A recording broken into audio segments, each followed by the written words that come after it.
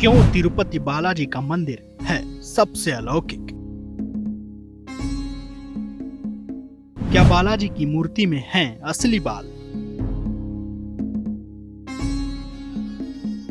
क्या तिरुपति बालाजी की मूर्ति को आता है पसीना? क्यों बालाजी के मंदिर में लोग चढ़ाते हैं सोना चांदी? क्या बालाजी के दर्शन से बदल जाती है किस्मत? बालाजी के दर्शन से क्या क्या होता है लाभ? क्या तिरुपति बालाजी के दर्शन से मिट जाते हैं सारे दोष? क्या है बालाजी के मंदिर का रहस्य? आंध्र प्रदेश के चित्तूर जिले में तिरुमला पर्वत पर स्थित तिरुपति बालाजी का मंदिर भारत के सबसे प्रमुख व पवित्र तीर्थ स्थलों में से एक है। ये भारत के सबसे अमीर मंदिरों में से भी एक है। चमत्कारों और रहस्यों से भरा हुआ यह मंदिर न सिर्फ भारत में बल्कि पूरे विश्व में जाना जाता है। इस मंदिर के मुख्य देवता हैं श्री वेंकटेश्वर स्वामी, जो स्वयं भगवान विष्णु के अवतार माने जाते हैं और तिरुमाला पर्वत पर अपनी पत्नी पद्मावती के साथ निवास करते हैं। तिरुपति की इस मूर्ति का स्वरूप ऐसा है कि आप इसे बस देखते ही रह जाएंगे। तिरुपति बालाजी के मंदिर के साथ कई रहस्य भी जुड़े हुए हैं। इस वीडियो में आज हम इन्हीं रहस्यों से पर्दा उठाएंगे और आपको उन रहस्यों के बारे में बताएंगे। तिरुपति बालाजी के मंदिर का रहस्य। ये मूर्ति नहीं, साक्षात स्वयं विष्णु भगवान है। भगवान वेंकटेश की श्याम वर्ण की प्रतिमा, हाथों में शंख, पद्म, चक्र और गदा है। मंदिर के गर्भगृह में प्रवेश करते ही दाईं ओर एक छड़ी रखी हुई है, जिसको लेकर कहा जाता है कि बालाजी की मां उसी छड़ी से उनकी पिटाई करती थी। पिटाई के दौरान ही उनकी ठुड्डी पर चोट लग गई थी, जिस पर उनकी मां ने चंदन का लेप लगाया, जो प्रथा के रूप में आज भी चली आ रही है और उनको यानी भगवान को चंदन का लेप लगाया जाता है। मंदिर की मूर्ति में वेंकटेश्वर स्वामी खुद निवास करते हैं और इसलिए मूर्ति के सिर पर बाल असली हैं, जो कभी आपस में उलझते नहीं और हमेशा मुलायम बने रहते हैं।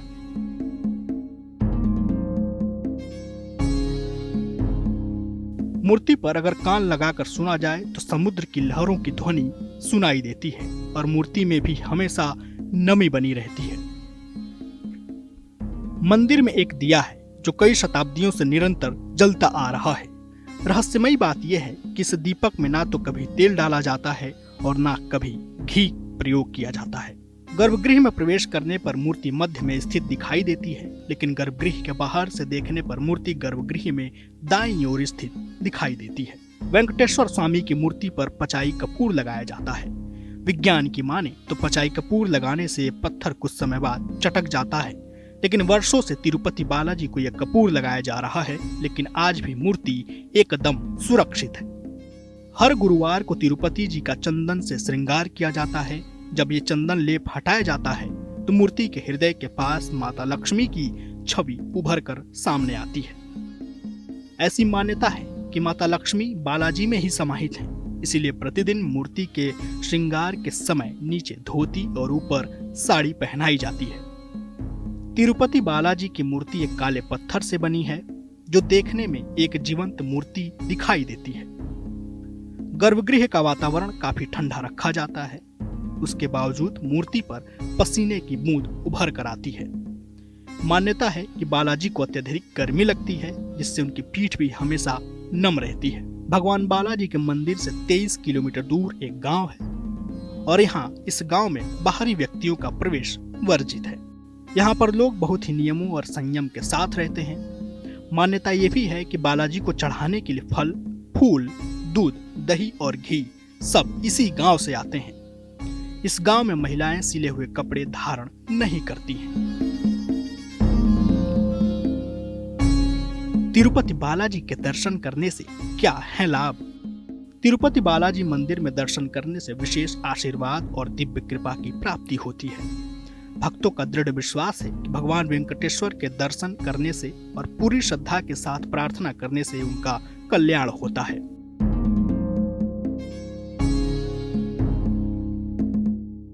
क्यों भगवान विष्णु को छोड़कर गई थी माता लक्ष्मी? कहते हैं कि लक्ष्मी जी को खोजते खोजते भगवान विष्णु वैकुंठ लोक से पृथ्वी पर आए थे और यहीं कई वर्षों तक रहे। लेकिन आखिर ऐसा क्या हुआ कि भगवान विष्णु से दूर हो गई थी माता लक्ष्मी? चलिए जानते हैं। कहा जाता है कि एक बार धरती पर संसार के कल्याण के लिए यज्ञ हुआ, लेकिन यज्ञ का फल किसे दिया जाए ये तय करने का काम भृगु ऋषि को सौंपा गया। भृगु ऋषि ब्रह्मा और महेश के पास गए, लेकिन ज्यादा संतुष्ट नहीं हुए। तब वो भगवान विष्णु के पास पहुंचे। भगवान विष्णु उस समय विश्राम कर रहे थे। विष्णु जी ने उनका स्वागत ठीक से नहीं किया तो अपमान से आहत होकर भृगु ऋषि ने विष्णु जी के हृदय पर पैर से ठोकर मारी। विष्णु जी क्रोधित नहीं हुए, बल्कि उन्होंने ही भृगु ऋषि से पूछा कि कहीं उनके पैर में चोट तो नहीं लगी। भगवान विष्णु के ऐसे भाव देखकर भृगु ऋषि बहुत प्रभावित हुए और यज्ञ का फल भगवान विष्णु को देने का फैसला किया। लेकिन भृगु ऋषि के द्वारा पति भगवान विष्णु को जोर से लात मारने पर मां लक्ष्मी बहुत आहत हुई और दुखी होकर वहां से चली गई थी।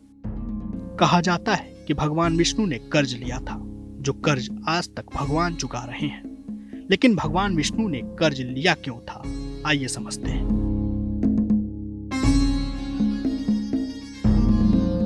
देवी पद्मावती से विवाह के लिए भगवान विष्णु ने लिया था कर्ज। आज तक भगवान विष्णु चुका रहे हैं कर्ज। भगवान विष्णु ने कुबेर से लिया था कर्ज। भगवान विष्णु ने श्रीनिवास के रूप में धरती पर जन्म लिया और मां लक्ष्मी जी ने पद्मावती के रूप में। बाद में इसी वेंकटेश्वर पर्वत पर श्रीनिवास और रानी पद्मावती का विवाह हुआ। कहा जाता है कि पद्मावती जी से विवाह के लिए भगवान विष्णु ने कोषाध्यक्ष कुबेर जी से धन कर्ज के रूप में लिया था। वो कर्ज इतना ज्यादा था कि भगवान विष्णु के भक्त उसे आज भी दान दक्षिणा के रूप में कर्ज चुका रहे हैं। इसलिए भगवान बालाजी के भक्त केवल अपनी मनोकामना के लिए ही नहीं, बल्कि बालाजी का कर्ज चुकाने के लिए भी आज भी सोना, चांदी और अन्य जेवर तिरुपति बालाजी के मंदिर में चढ़ाते हैं। सोना, चांदी, हीरे, रत्न और पैसा तिरुपति बालाजी के मंदिर में इतना अधिक चढ़ता है कि दुनिया का सबसे अमीर मंदिर माना जाता है। तिरुपति बालाजी का दर्शन करके ही वहां की अद्भुत, अलौकिक और दिव्य अनुभूति को महसूस किया जा सकता है। इसलिए जीवन में एक बार जब भी मौका मिले तो तिरुपति बालाजी के दर्शन अवश्य करें। अगर आप मुझसे जुड़ करके अपनी समस्याओं का समाधान चाहते हैं और चाहते हैं कि आपकी समस्याओं को ज्योतिष के माध्यम से सुलझाया जाए, तो आप हमसे संपर्क कर सकते हैं, जुड़ सकते हैं एस्ट्रो तक पर।